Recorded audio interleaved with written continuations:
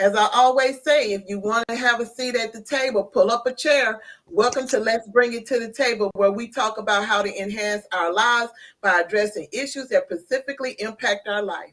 Today we have Logan and we have Alois on the panel with me today. And today's topic is living just enough while black. And this is the discussion of the John Q movie. So I hope you all have taken y'all time and you have this watched John Q, because maybe we'll be talking about some things you might not have ever thought about. So before we even really get started, Alois and Cedric, whichever one wants to go first, can y'all tell me what is your thoughts about the John Q movie? What was your overall thought? My overall thought about the movie was it gave me an eye cause when you got a family that don't have little to go by, but they still stand. They went through some hard time in life with concern their child. Michael, he had trouble breathing, so he had to get a heart transplant. That you think you got good insurance and you don't have good insurance. So he did a lot of things, this son. And at the outcome, at the end, it was the health program that caused him to do so. A lot of stuff that he did to overcome what he had to do for his son. And what would you do? You put your children first. You got to be the parent to have your children do. So it may open my eyes to, hey, you are a parent, and parent, they stuck together. Mom and stuck together when they were going through all this issue with their child. And it made you overcome that you can do. And the way that he did it, he had no other, to me, he had to do to save his child. And in the system, the healthcare system didn't really, and plus his boss, I think his boss should have been up front with them about the health insurance he had. And so I was kind of discouraged, I was kind of upset, I cried a little bit, but it stayed stronger. They stuck together through thick and thin.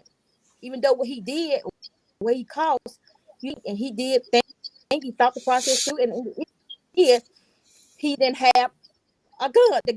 So the movie was really, really good. I mean, it brought out a lot of stuff that went about what kind of insurance do you have, or who gonna protect you, your child, when he go through that. The little boy was very, very strong, I mean, it was awesome. I really enjoyed the movie. There's a lot of stuff I don't want to get too deep in it.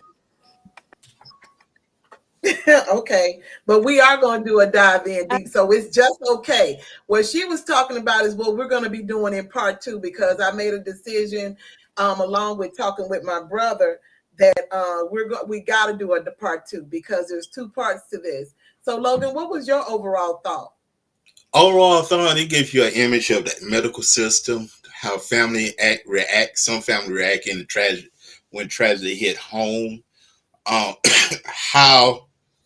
How things, it bring a more reality to the scene, that the possibility of how these things, and how a father will respond when actually put up. Even that in this type of situation, and also telling you, it shows that how the police who are acting in that situation, the hospital, and the idea of how people with administration decision, how administration make response to the different illness within the hospital. Mm-hmm. Okay, yeah, both of them are good points. Very excellent points of what's being said, because sometimes we don't get it, and with this movie impact me in such a way of the discussion, because I'm always going to advocate for my black men, because of the situation that even black women will mess on their black men, and not understanding that their jobs in this family unit is a weight to help to carry. I know the woman's role in a marriage, because I used to be married a long time ago, as far as I'm concerned. But I understand the role that a woman carries. Yes, she carries many hats, but yeah, do y'all realize of the carry on a man. You know, when he's got to deal with his woman's emotions, he got to make sure the family is taken care of. That it might not seem like a lot, but that dynamic is a weight on a man's shoulder. And you know, sometimes we have to understand that we got to learn, just like they have to learn how to communicate. We got to learn how to talk to each other. So I want to get started with, I want to show a clip. These are the clips that I'll be showing. It's the reason why I'm showing these clips is because it's impactful to the dynamic of how we as Black people live, how we move as a unit, as husband and wife. You know, we can always agree to disagree. We can always bring clarity to something if needed, but we always got to understand communication is the key. We got to, instead of communicating just to say who did what wrong, we need to find a resolution. So let me play this first clip so y'all can see and exactly what I'm talking about. And we're going to talk about this.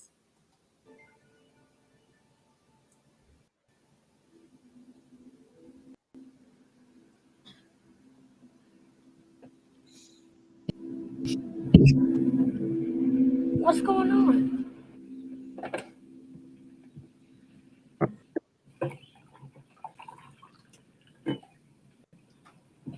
I'm sorry. I talked to the bank. They promised they'd work with me. John, that was months ago. I know, but I think it was down to one month's rent. It's either the car or the house. So I thought, what do you want me to do, baby? You want them to throw us out on the street? I'm down to 20 hours of shipping off all the damn jobs to Mexico. You tell me, what do you want me to do? John, my car is gone. I understand that. You see, I'm trying to find a second job. Baby. Come on. What do you want me to say? You want me to say it's fine? All right, it's fine. And the car is still ours. We own it. I just got to wait for my next check to come in. In 2 weeks, we'll be fine. Mikey? Yeah! Ronnie Coleman, Mr. Olympia, 2-year running. Yeah! Sit down, honey. Eat some breakfast. I am. A donut isn't breakfast. Yeah, it is. It's a continental breakfast. We're not on a continent right now. Dad, what do you call North America? Enough. Now, you're not going to school to eat some breakfast, so eat. Both of you. I can't believe those jerks took our car. Can you, Mom? No, I can't. What are we going to do? You're going to do something, right, Dad? Okay, let's stop right there.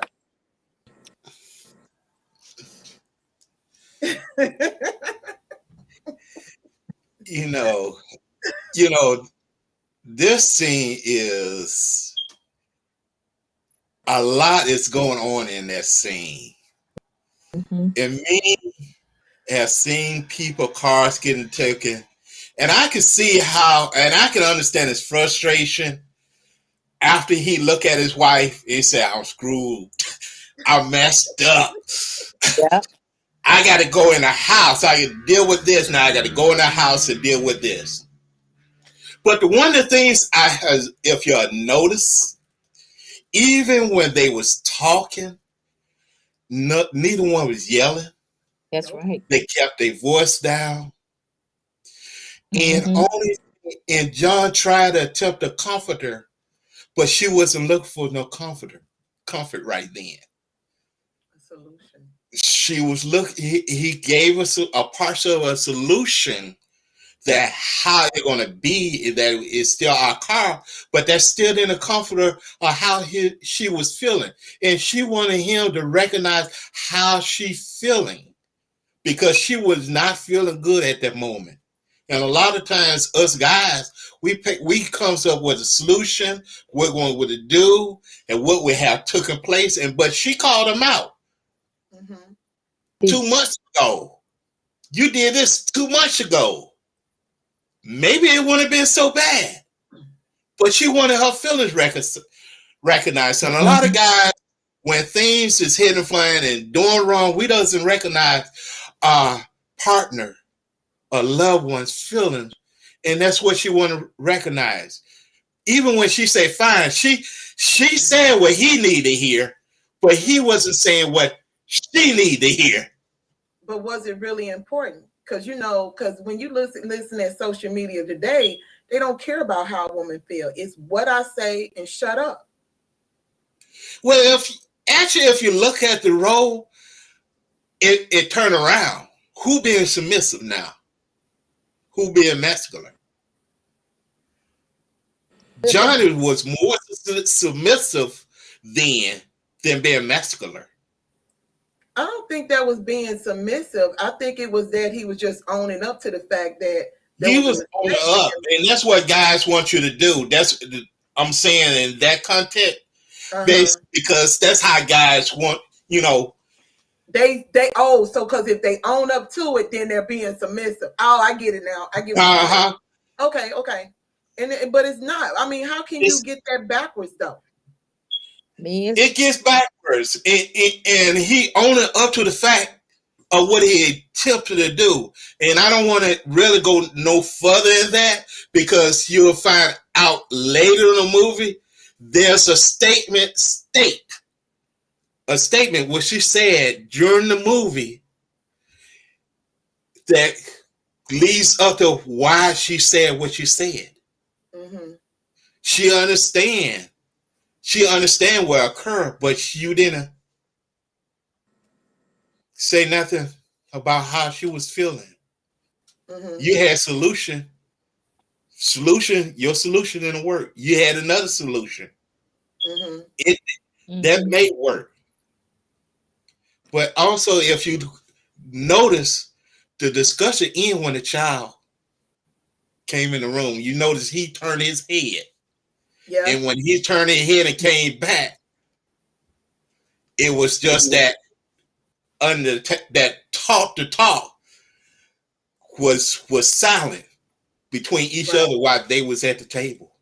Mm-hmm. And even that it was talk to talk, and when she gave a smile and everything, he knew it was okay. She was fine. I can deal with it. I want to stop right there. So do you want me to go to that clip, to that part where they had the conversation of what we're talking about? Yes. Okay.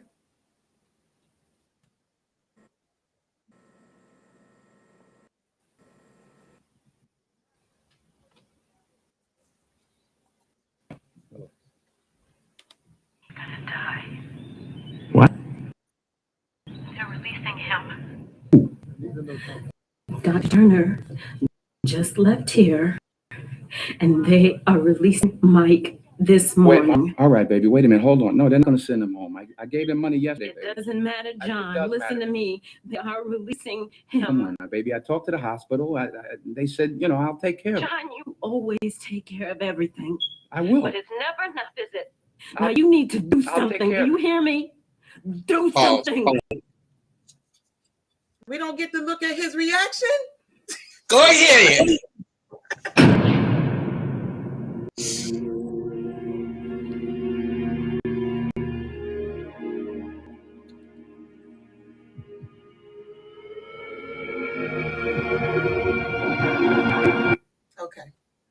Okay. Nobody see it. Did y'all see that? Yeah. Nobody. Okay, I'm sorry. Go ahead, Lois. Okay. I think she like you told him, you always do it, but you need to go ahead and do something by it. So that what she spent her expect. Say, you do everything, you don't do what you're supposed to do. So that's when he understand, but he said no, he took care of it, and what she did, took care of it for a little bit. While she just didn't, I think she didn't comprehend really what he was saying. And if you look at it, you go further down in the movie. I think he did get what she was saying, because a lot of women in that scene right there, if you there's a couple words where she said that it belittled, and a lot of people just said do something. She said before she said do something about it, she said never enough. It's never enough. He called the bank. That wasn't enough. And each step he was on the way doing things. It never was enough. And when that hit how it hit, with his son, is how the condition of his son that he's leaving and check it out. And she said, do something.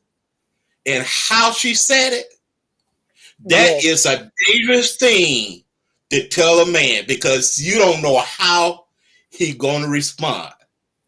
And the reason why he responded the way, I mean, the because of the way he had to sit down and digress that is because of the simple fact there were some elements. This is his wife. She's emotional. She's scared. She's feeling her child is going to die, and she's desperate as well. What is a man to do? Well, a lot of guys don't understand this part. He was trying attempt to protect his family. He slowly failing, financialized. He failing again, emotionalized. Her mental state and emotions is in an upward. And I give up hands down because she was emotional all through the movie. Yeah, she was. All through the movie. And there you go. After you say your son is leaving, and you're standing there in his room and looking at what he want to do in his future. What is he to do? Do like the rest of the world? The other people? Just take the fact of what's going to occur, or do something. Prove that he is what he is. And a lot of people don't understand right there. If he says something back to her, that wasn't the man she married. That was another person. And a lot of people got to understand, when you break that woman trust or that guy trust, a reason it's so hurt, because I'm dealing with a person I don't know. This is not the person I fell in love with. This is not the person that said they care about me. You wouldn't have did all this. You hurted me. This is not who I married. And that caused him to respond, because he knew who he was to her and she was to him. And you'll find that further on in the movie in a different scene. In I think 2 scenes, you'll find that how they was a couple and stand together, because she know what type of man she had, and you want to do whatever he had to. And you'll find out, even he told his son something further in the movie, that sometimes you got to sell out. And right now, he about to sell out to everything he believed, what they had taught in society as a civilization taught him how to act. Can I get a little ugly with this part too? Go ahead. Because the way I was seeing it, even though he was doing his best, it was like he understood the anguish that was coming from her, but at the same token, it was almost like pacifying. Like, oh, it's okay. I gave them money. It's gonna be all right. And she wasn't hearing that. She wanted a solution to the fact that she did not want her child to die. And her emotions were so erratic in that part.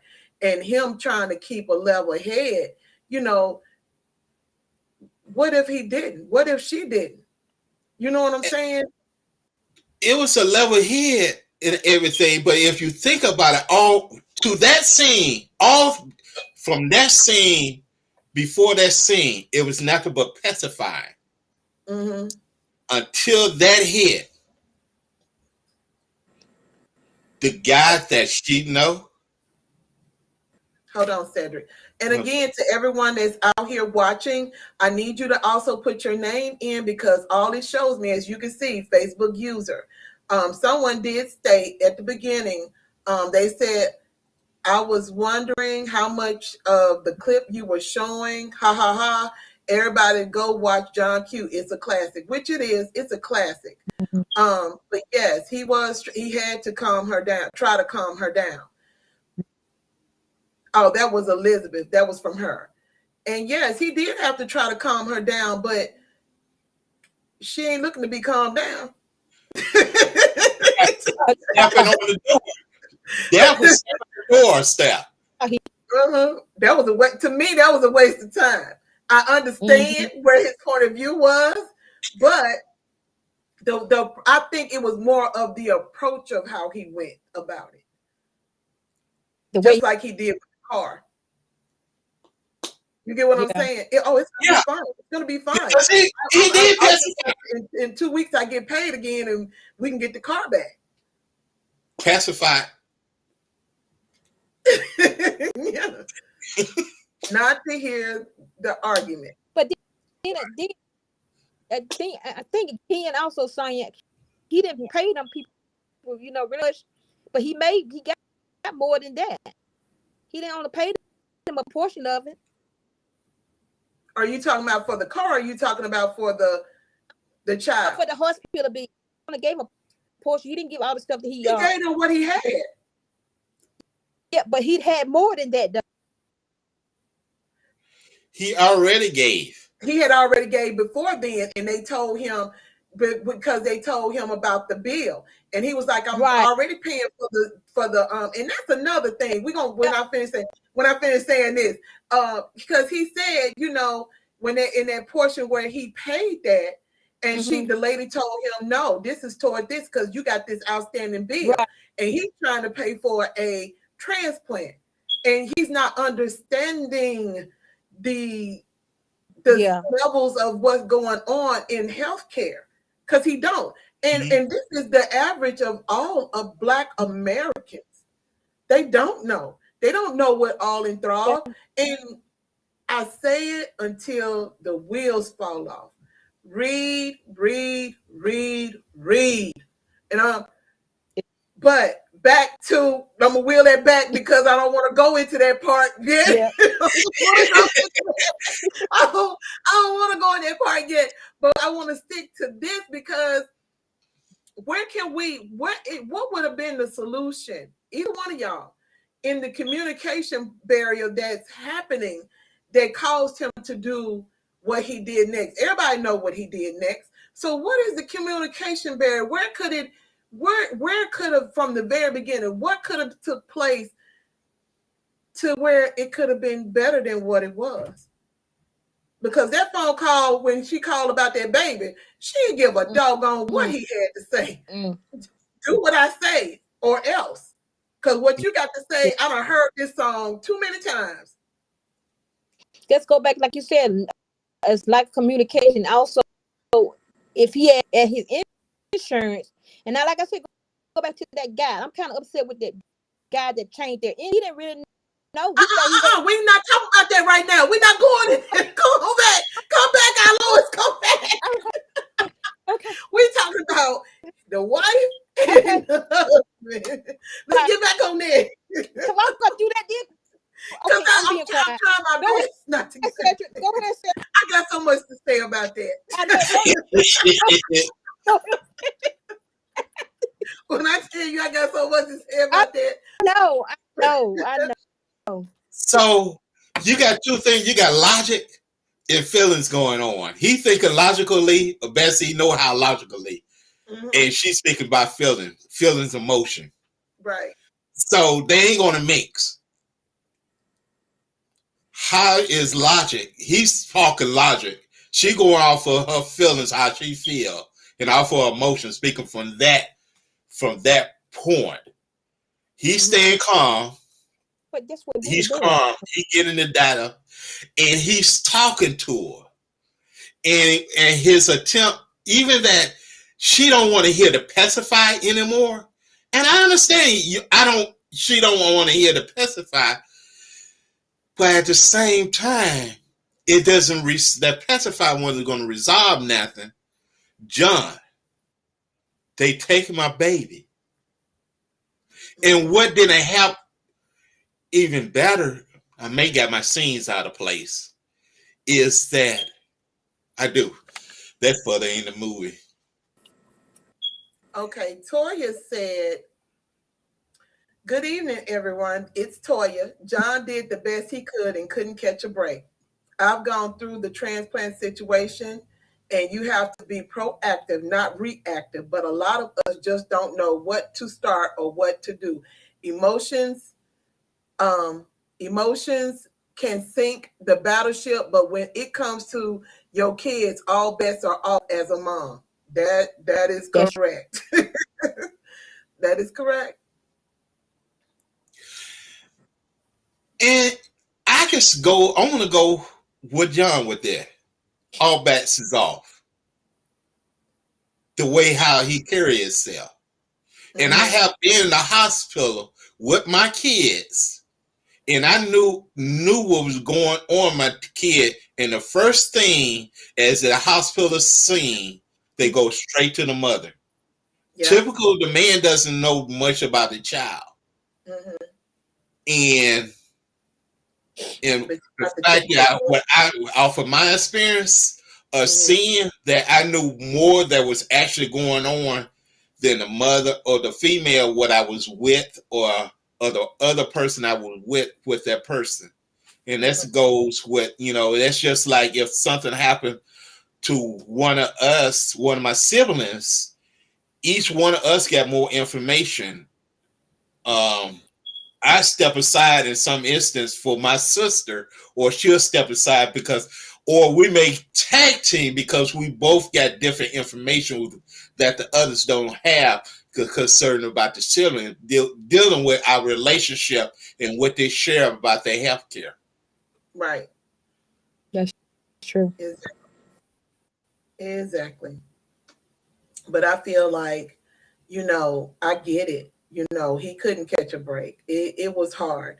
And, and when you're living just enough in this system that we have to live in today, it is not in favor of us. If you're out and beyond all of this of what they had to do, if you're beyond that, then kudos to you.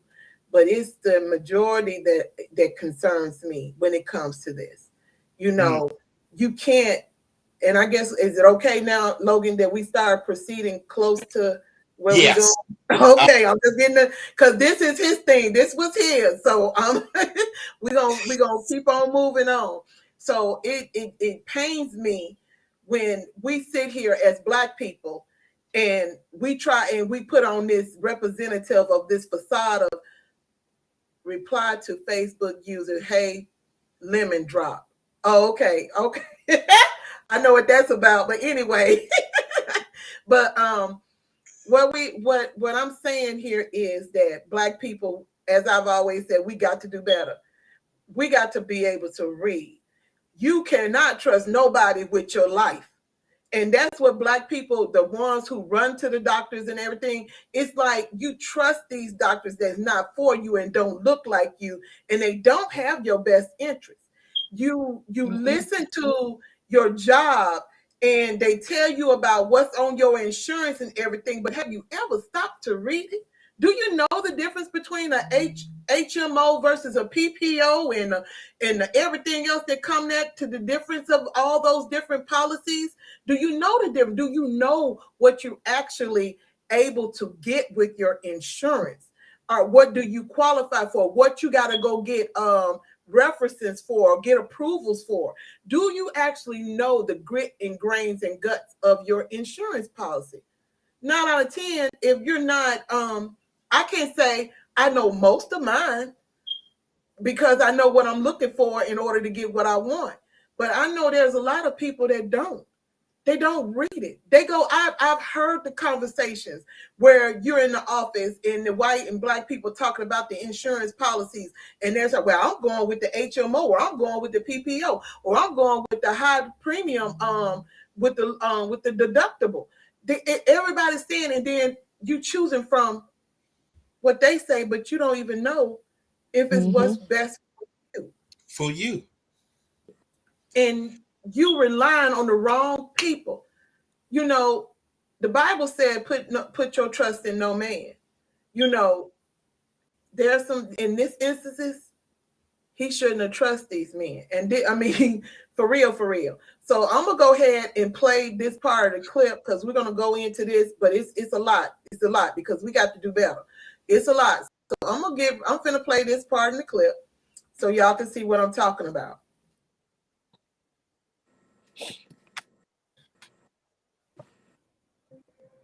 Please sit down.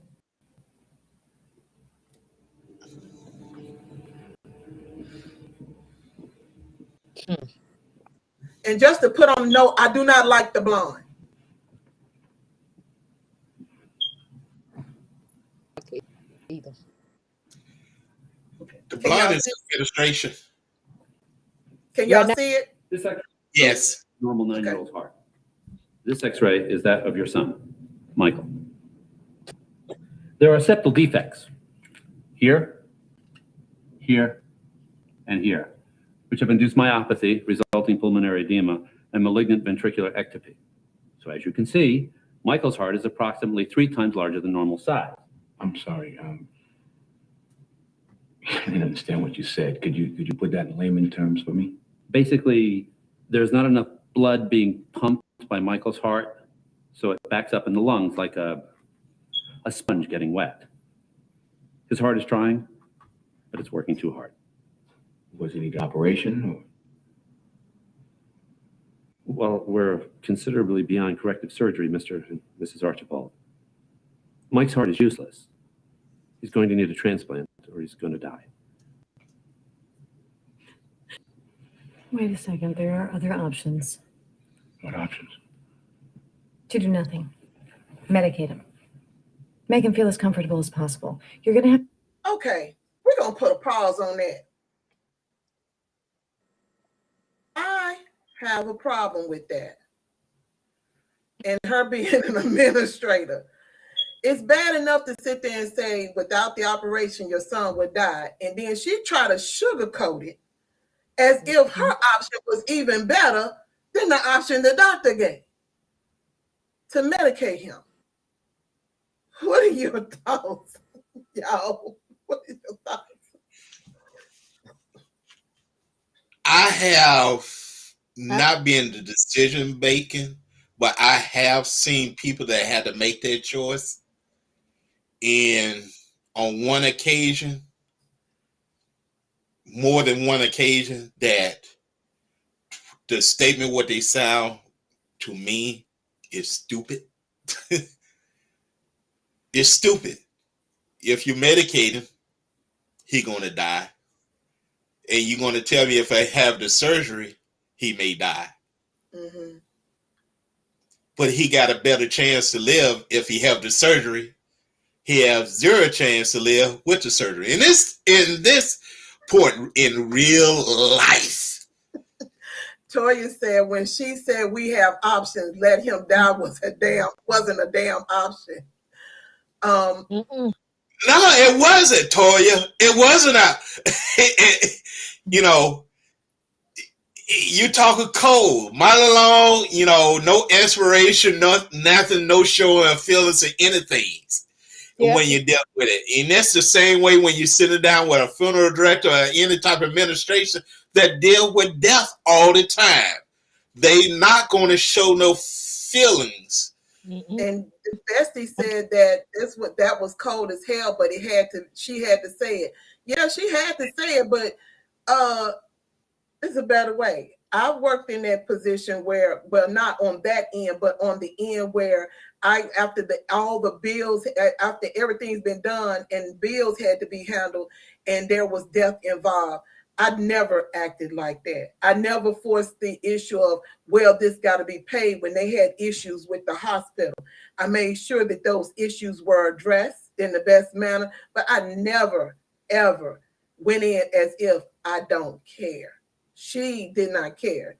And so let me get back to this movie because we ain't done with this part. We ain't done with it by any means because this is crazy. Okay. You have to start thinking about quality of life now. I don't understand. We were just with him and he seemed fine. He's going to seem fine, but as his heart gets worse, he will become increasingly fatigued. He will sleep more and more until one day he will fall asleep and he won't wake up. I know this is difficult, but you have to face the fact that your son may not live much longer. You might want to make it a happy time.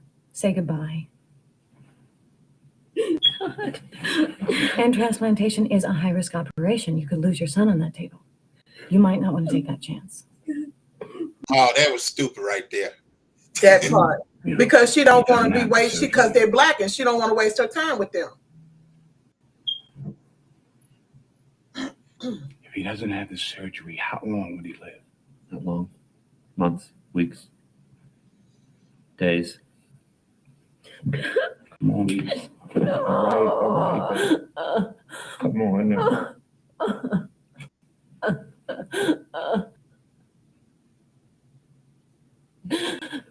I'm sorry. It's a lot.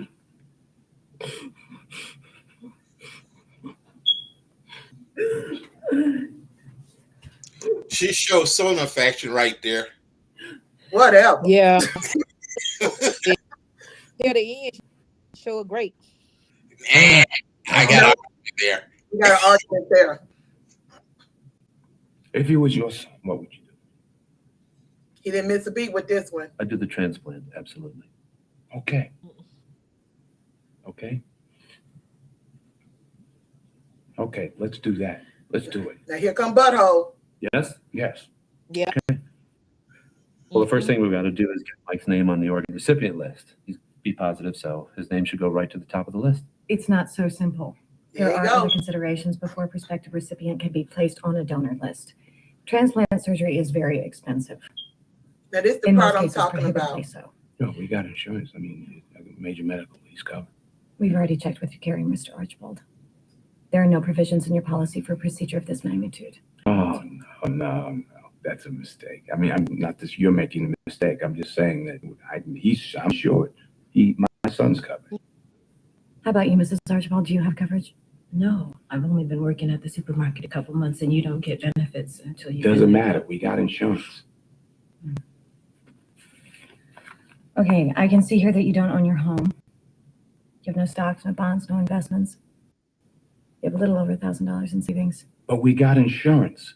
That may very well be, Mr. Archibald. You're going to have to check with your carrier on that. In the meantime, I'm afraid we're going to have to treat this as a cash account. What?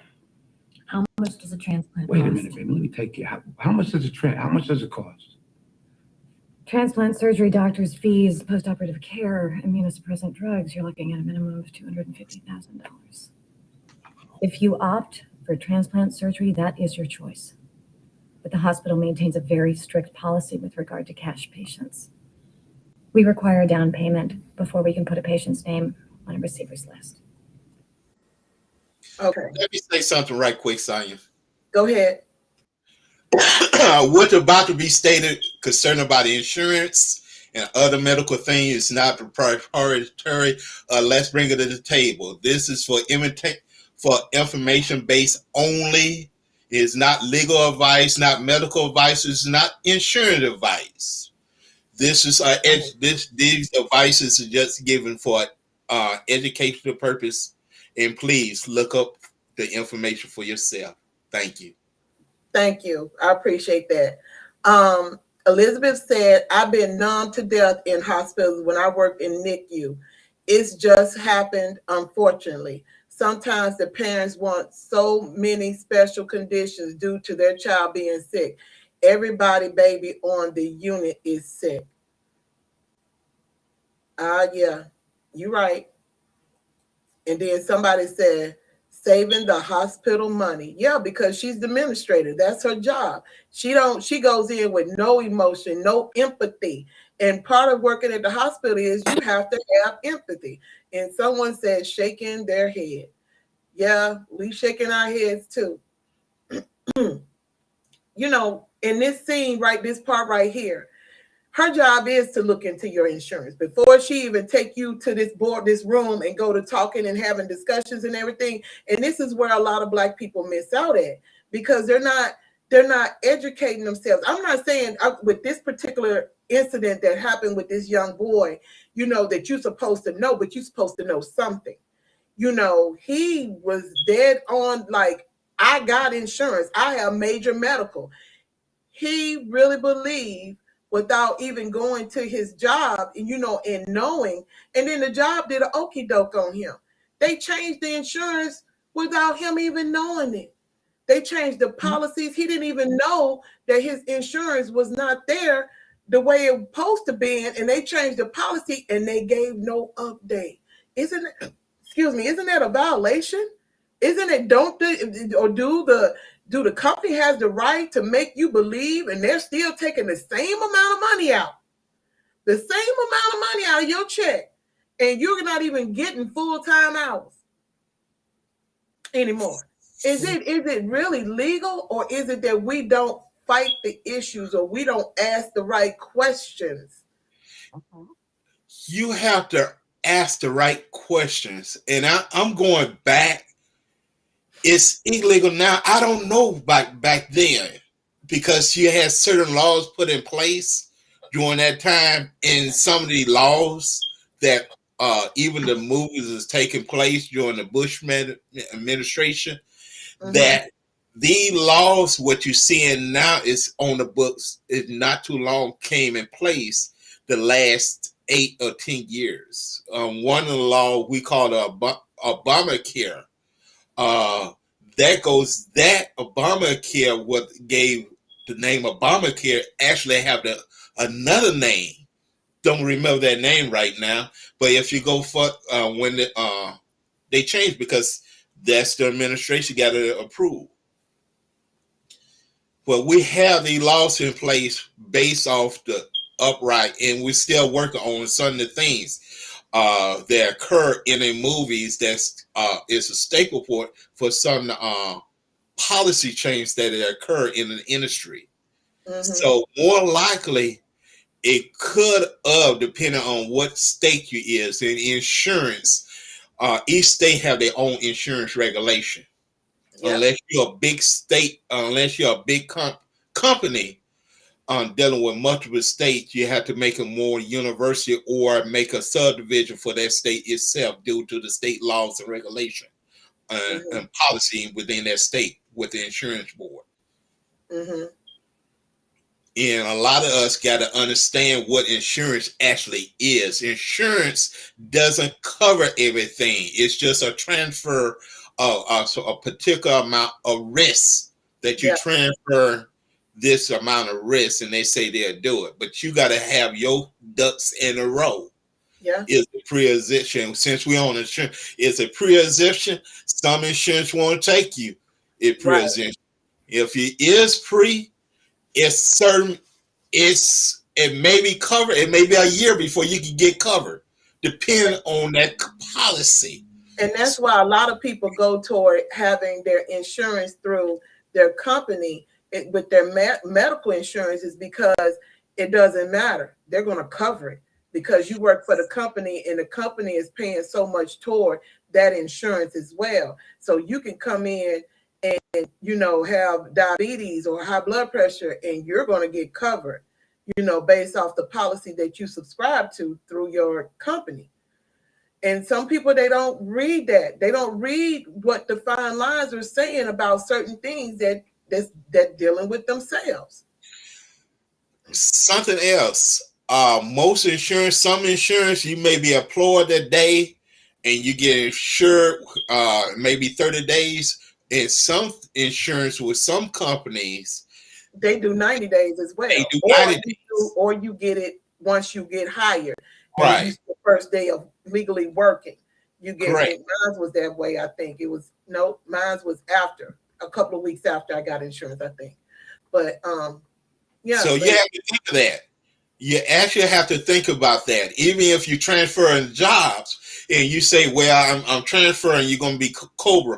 And if you're dealing with COBRA from that other policy, the transfer, it's going to cost you more than you expect. So most insurance got with medical insurance, they have a cap. And if you don't ask, they don't tell. So that medical cap, it may have a medical cap or it may have a life policy cap. So some insurance with some companies, the medical cap could be $1 million. Now, if you spend that $1 million, you out of luck.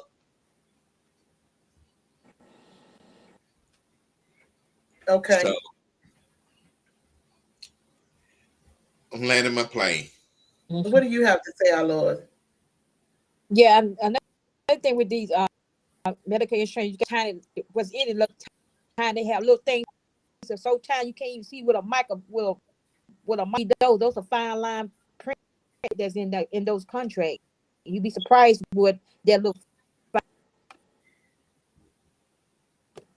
If you got a fine print, you need to make sure you read it. The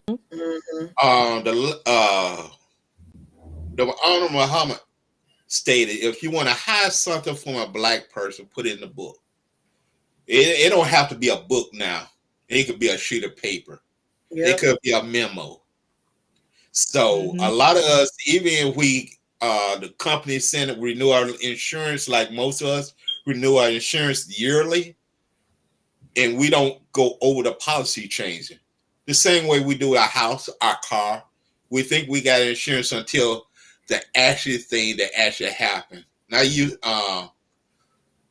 is reducer for life. I know we talk about medical, but life, in my experience, I've seen people that paid have $1,000 policy when they was a baby, or a $500 policy when they was a baby, and said they got life insurance, and find out that was the cap, $500 or $1,000, and they think they got insurance.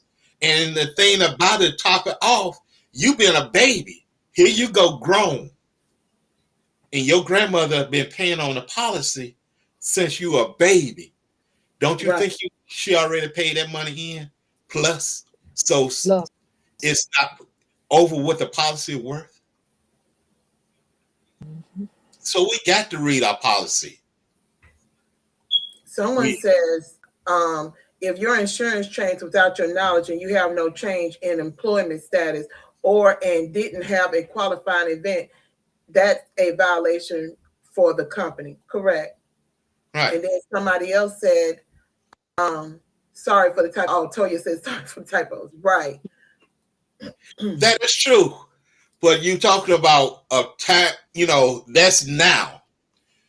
The policy in place, as I stated earlier, the policy and procedure is put in place.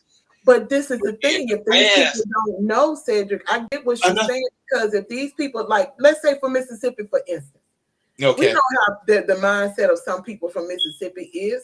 They go by based on what the Mr.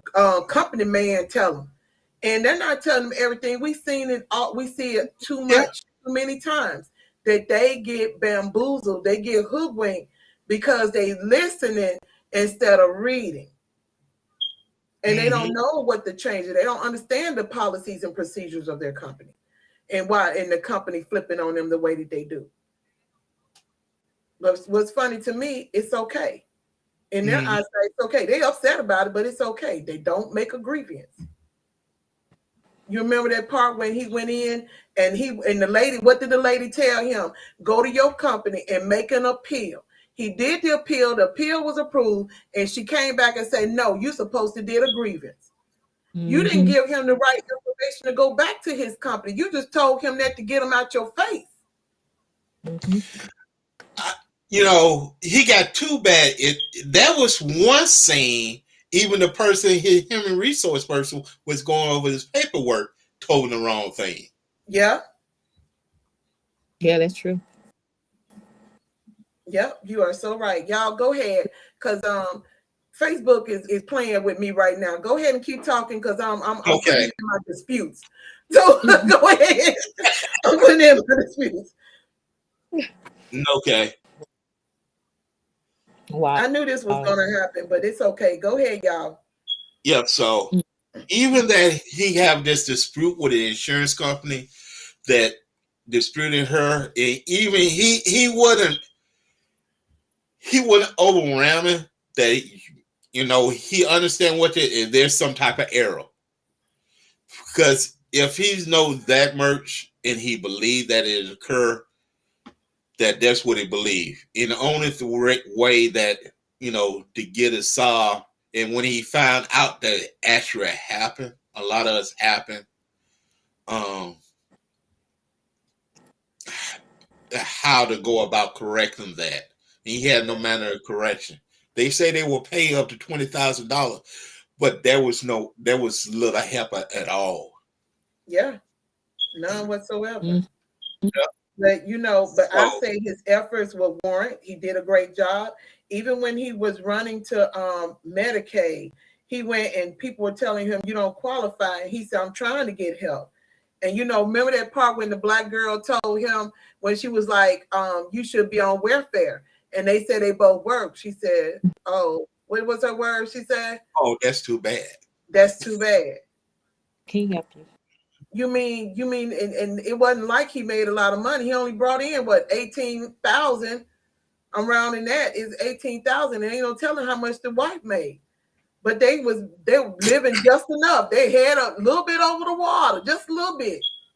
Mm-hmm. And that's one of the things of what's wrong with it at that time with the United States medical system back then is how they treat certain personnel.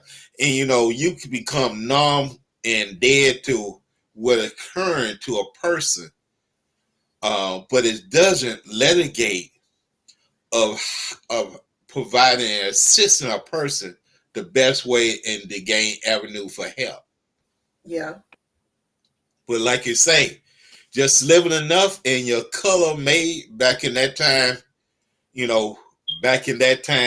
had a big thing concerning about how you get help, who you is, how you get help, who you connected getting the help.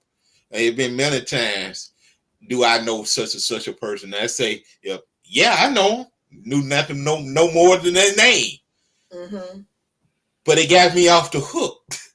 Right. So, what was occurring right then? Mm-hmm. So, but it's still, when you look at it a little bit further, even with the way that the insurance does, even though it's gotten better and everything, but there's still some fine lines that my problem is with all of this is that we as Black people, we supposed to be coming from a long way. We're supposed to be better than what our past is. And in this day and time, I don't think it's that true. Healthcare has come a long way. We still have people who don't like going to the doctors. They don't like going to see doctors. And I can understand that, and really in retrospect of all of this that's going on, we don't like to be tested on. We don't like to be guinea pigs. We just went through the biggest guinea pig test in the world. And some of us participated and some of us ran scared. So we didn't do it. So, but that was the biggest. You can't tell me it wasn't because it was. It was the biggest. Because Black people don't let you treat them like a rat and test them and do things. They don't do that. It's nothing you can do, but my thing is when you go into these doctors, because we're changing the gears of just a little bit. When we're going to these doctors, you are your only best advocate. The doctor here, in a part of the movie, and it's another little part that bothered me where when the doctor was in the hallway, if y'all remember that, and he was talking to the rich man with the pretty Barbie Becky girl, and and he was just so careful, so charismatic, just being himself, passing jokes and stuff. And then when John came and John took him, to the side, his whole demeanor changed.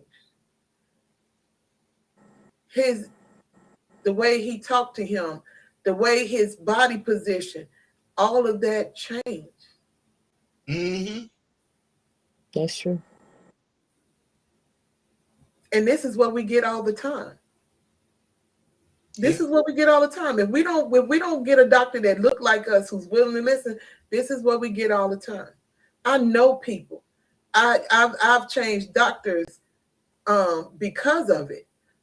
He was talking to the money. Yep, Pat, he sure was. He was talking to the money because money talk and other stuff walk. So yeah, he was talking to the money. Yep. And then it's sad that that's what people see. When you go on this, what we were talking about said when I was telling you, I said to me, when it comes to us, it don't matter how much money you got, you still gonna get messed on by them doctors if they don't look like you. You're still gonna get messed up because where he can afford it, we're gonna take that. And as he's taking it, draining you. Mm-hmm. Because there was another movie that a woman was talking. It was her story, and she went in a coma and almost died. And she was telling the doctor how she was feeling and everything. And I really was angry at the husband in that scene because of the simple fact your wife pregnant, and you won't even listen to her, and you listening to this white man saying, "Oh, that's just what pregnancy is about. It's just that's what she going through," and she telling you how she feels. She's telling you about the pain. And you weren't even willing to help because you believe more in that doctor instead of listening to your wife. And then when she almost died, then you want to listen, but she couldn't even say nothing. Why are we like that? Why do we put more trust in them than we put in each other? Because we fail to realize this. I think you were going to give the definition of You want me to go on and give that today? Yes. Okay. Yeah. No problem. Okay. We call them practitioners. So, but they're doctors. Some people call them practitioners. And it says that a doctor is a qualified practitioner of medicine, a person who holds a doctorate. So when you go back and you look at the definition of practitioner, it's an a person that's actively engaged in an art, discipline, or profession. Of this person, because they're practicing. Practitioner is almost like they say they're engaged in this discipline. They don't mean they know. They practice in this profession all the time. One who practice. That's what a practitioner is one who practice. One who practice a profession. Do y'all get that? Mm-hmm. Do you understand that? There's one who practicing medicine. Correct, Pat. We think they have more education. They have more time put in learning repetition things that whatever they do when they're internists or when they're on in these hospitals and everything and learning the steps and everything. But even when they're talking to you, they got a system that's sitting there, and just like you be on your Google search, they in their system putting in all the symptoms you're giving them so they can come to some kind of resolution, because it used to be a book and they didn't do the book in front of you. But it's many times I walked back there in the ER when I was working there and that doctor digging into that book, looking up your symptoms and stuff to come to a resolution of what's wrong with you. They don't know it off the top of their head. Mm-hmm. They don't. And we fail to forget that we're giving them too much rights into our health. When I was younger, when my son was a kid, doctors hated to see me coming because I've been looked up stuff before they even touch my child. I'm coming to verify because I need to know, am I right? Am I right for what I'm looking at? Am I right? And yeah, I used to want to be a doctor. So yeah, that's I took pre-med for a while. So I'm doing that. I'm doing that for real. Mm-hmm. Because you're not gonna get over me. You're not gonna prescribe them anything. Give me the list. What did they give you? My dad will tell you, he don't let him not give me that list and see what happens. Mm-hmm. That's just how I am, because I can't trust you no farther than my knowledge. And if you say something that I'm not knowledgeable of, I'm going to look it up. I'm going to get a book. I'm going to get my little med book. I'm going to get my medical terminology book if I have to. I'm going to do that due diligence. Why do we not do that? We want a lot of times we just listen and we want a shortcut and we put too much trust in it. I'm not taking a pill in my mouth and ain't gonna find out. They say take this medicine. You won't have to tell me about this medicine before I take it. And I like Walgreens because they're going to be my first read when I pick up my medicine before I put it in my mouth. Then I'm getting it on Google or whatever site that I need to if I don't feel comfortable or concerned about it. I have my own doctor. And so I don't know why I want to tell. I want to tell you that you're going to go and read up on it anyway. She know what I'm going to end up doing. Mm-hmm. She know I want to read. I want to listen what she got to say, and I want to read. And there's nothing wrong with that. Right. I'm educating myself. And if you fail to educate you, one of the things when you doesn't discuss your conditioning with your doctor, it doesn't show that much compassion. It doesn't give them that you want it as bad as they do. You want to be healed. A lot of things can resolve. They tell you this and this and this. For example, for high blood pressure, cut down on your salt, and your blood pressure may not be salt educated. It could be a one little particular food that you eat all the time that raises up your blood pressure. You stop eating it, it's fine, and you can have an instance like that. But if you never watch to your body tells you when things is wrong with you if we pay attention. But if you're not showing yourself that concern, why is the doctor going to show that type of concern? If I know you just gonna walk in and go out. And they would tell you, if you allow them, back in the day that I heard, one person said he's passed away. He was about 90, close to 90 years old. He went back to the doctor. He told the doctor to tell him what's wrong because he was told the doctor what was wrong, and he got smart. You tell me.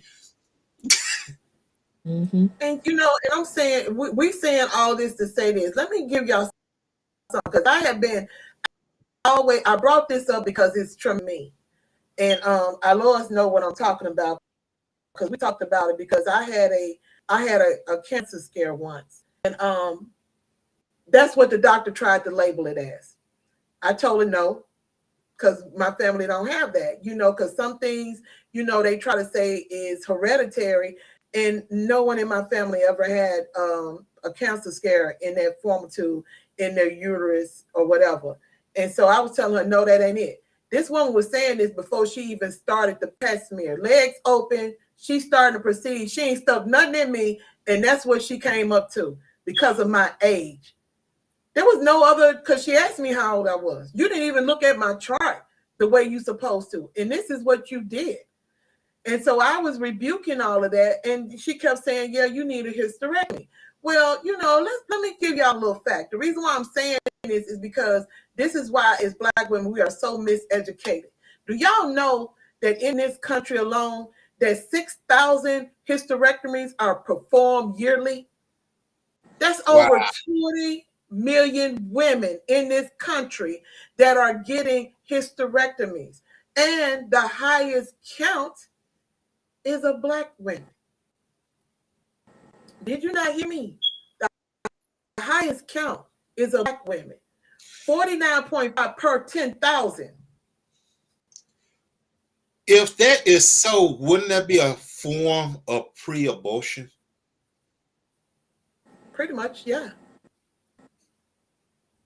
I went and immediately got a second opinion after I finished running tests and everything.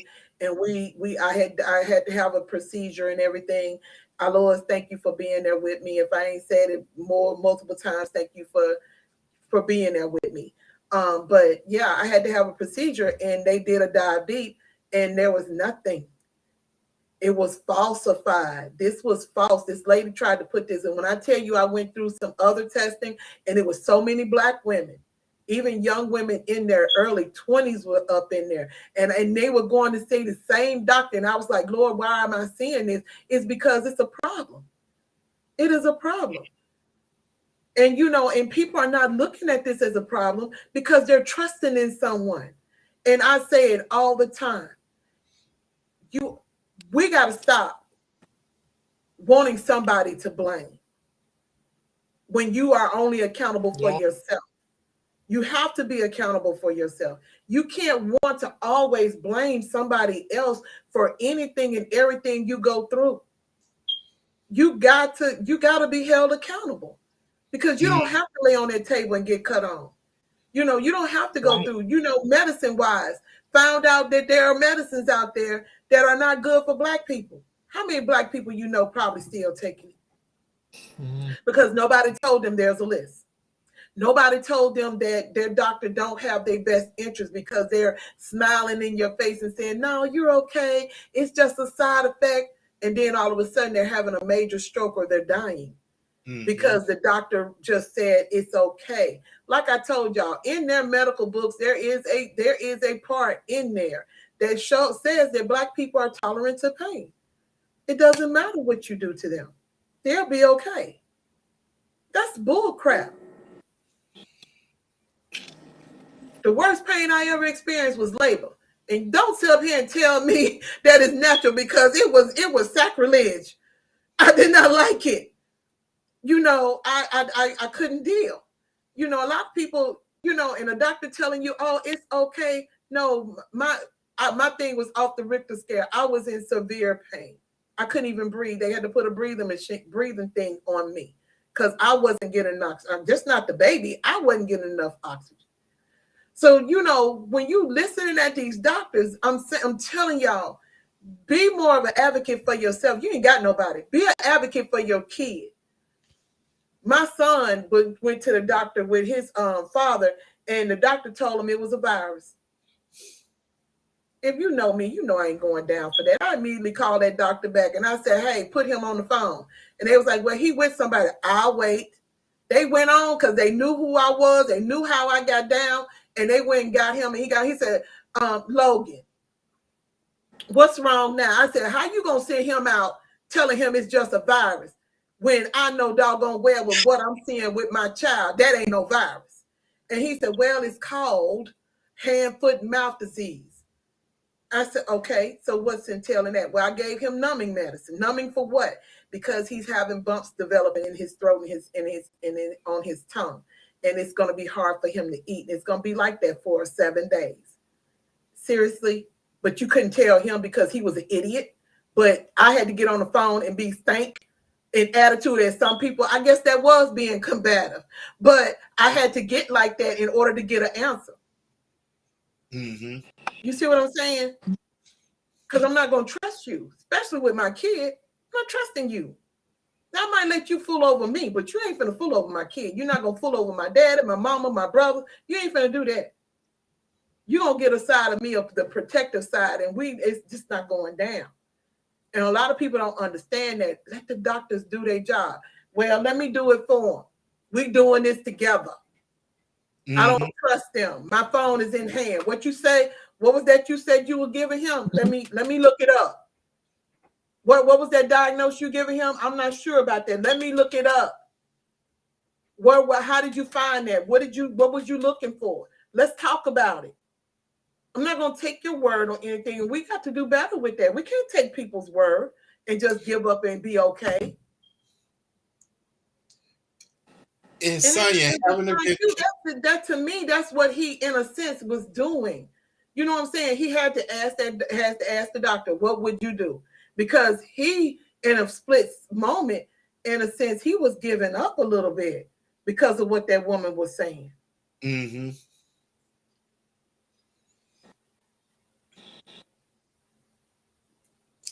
Yes, indeed. And just because the person got a degree, and they will tell you when you start questioning them, I'm the one with the degree. I don't give a damn about your degree.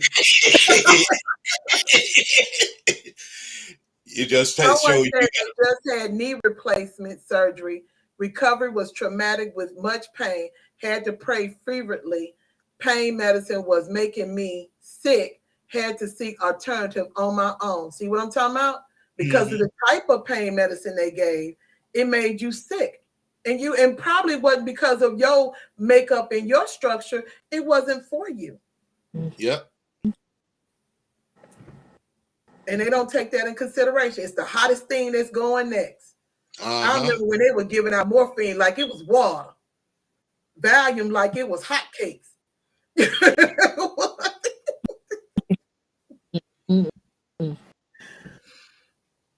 Yeah. So you does have the medical, certain medicine is the top medicine.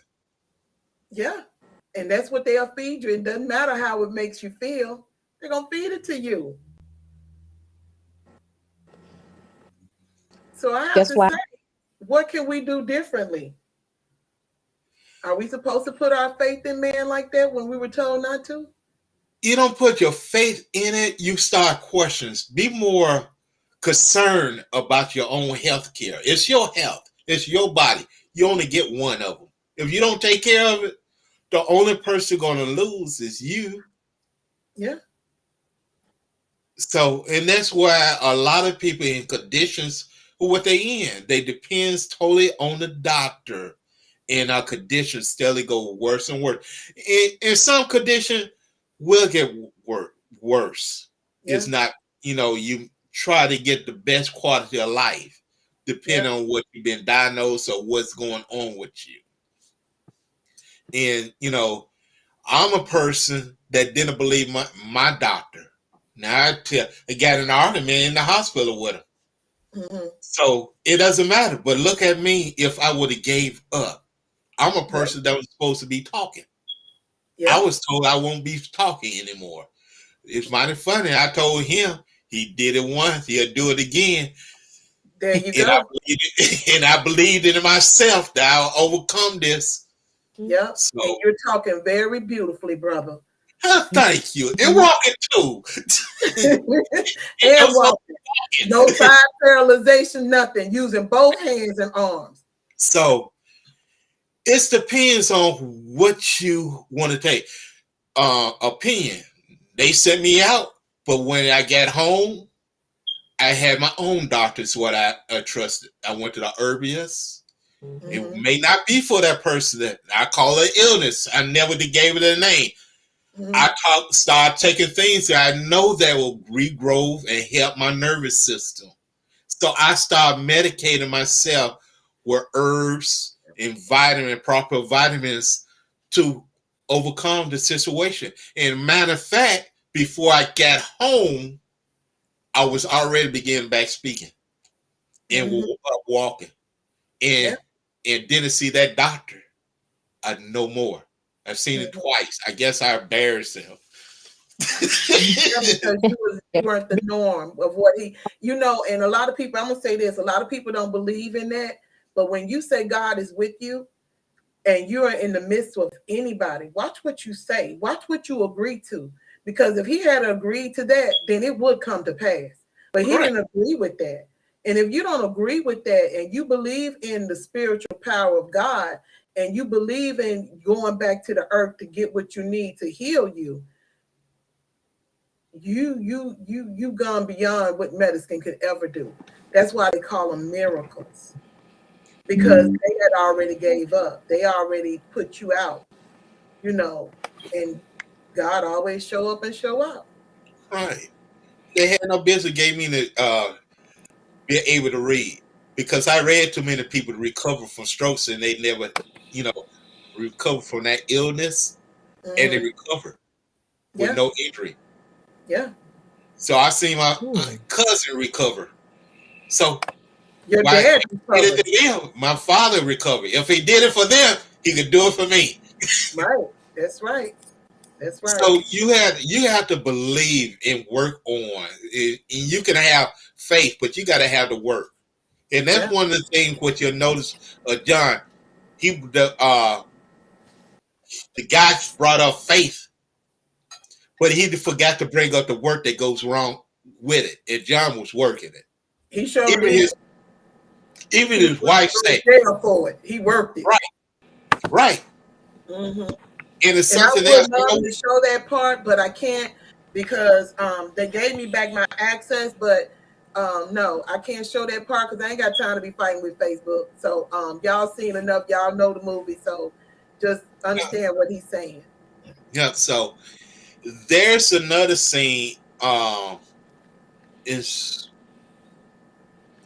when he's talking about faith and work and how. And as you go, as the movie progresses, you're one person's calm and dealing with the police situation. You got one person's calm, he's an upset father, and the other one didn't care what type of background he's had. He got a gun, he got to go. Mm-hmm. So he got to go. Even with the open shot, there was no reason anytime in most states or organizations, anytime we put, ooh, I'm telling my background. Well, go ahead. anytime, and most of the time, or anytime that a firearm is have to be pulled out for any type of reason, there's a report. Yeah. Have to be written. So you got that going on. You got the police chief. He's not bothered about what's going on inside. He's trying to be police chief again. Yeah. That's what his concern. His concern, it appears that he was concerned elsewhere, but his concern wasn't him. Should be right back. Trying to save himself. Which he get what the man did save. Right. So you gotta I know it's getting late. Do we want to carry it? Yeah, we're going to carry this on over to part 2 next week because it's still a lot that we have to cover. And if y'all have any questions, we're not even going to do a my 2 cents tonight because we carried over to 8:21. So because there's more to talk about in regarding this movie. And y'all, if y'all have any questions or any comments, just go ahead and put them in the comment section.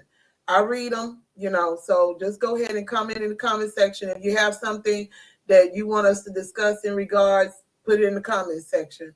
Follow, like, and share. Share is caring. So we can get this up and running in the way it needs to be. I enjoyed both of you tonight. Next week will be part 2 of Living Just Enough While Black. And I will see y'all at 7 p.m. Eastern Standard Time, 6 p.m. Central Standard Time. And like I always say, respect yourself, love yourself enough to leave the table when respect is no longer being served. And I bid you all good night.